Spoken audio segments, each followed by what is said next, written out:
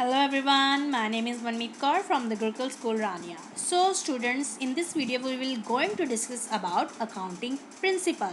This video is second part of accounting principle. So let's start. First one is now accrual concept. Accrual concept explains that whether cash received or not, you have to make a transaction. You have to make a entry of it in your books of account. We will count revenue when we'll get information that its sale is going to be made. Okay, whether cash received or not. Example, if somebody purchased goods on credit means udhar from you. Okay, you have to record that entry. That is known as accrual concept. Next is matching concept. Yes, matching concept define us that you have to record all transaction or all expenses or all revenue of that year which is related to that year. Example, in this is current year means which is 2020 is going on, and 2019 entries are some there. I have to record that entries only in 2019, not in 2020, because that entries or that transaction is related to previous year. That is known as matching concept. Now, objective or evidence concept. This concept defines that without evidence we don't record entry. There must be some bills, some receipt were there which support the entry that transaction is there. Okay, or sale purchases is there.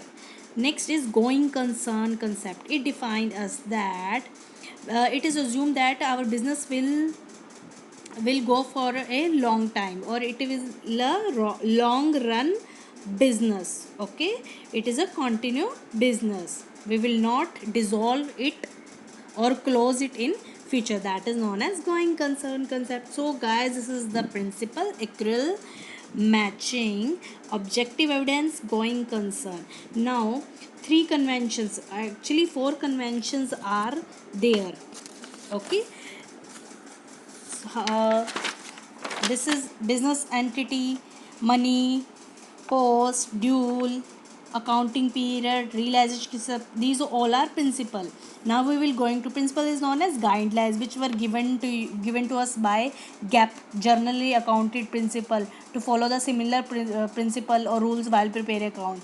Some of the conventions are there. Four types of conventions are there. Full disclosure convention means don't keep secret from the interested party who invested business or who have interest in our business. Show them your full information. Okay, second conception is there, convention of conservatism means make plans for losses.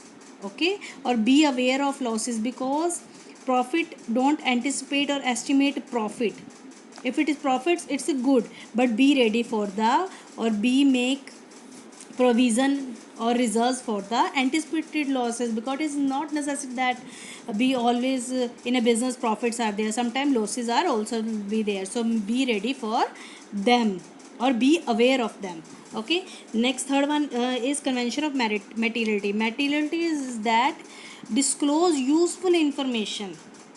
Okay, useful information, don't put so many information there which is useful or necessary for us. Show that information in accounts, or less necessary, less important, show, ignore or left that information, or make a short notes of it.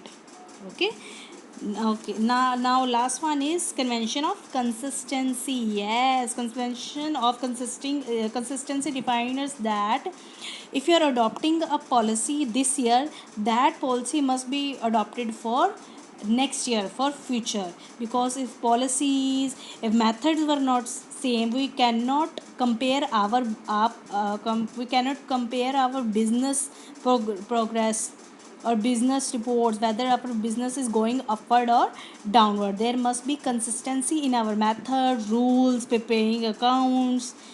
Okay, so guys, this is our chapter third, which is completed accounting principles and convention. If you have any query guys, please text me. Thanks everyone.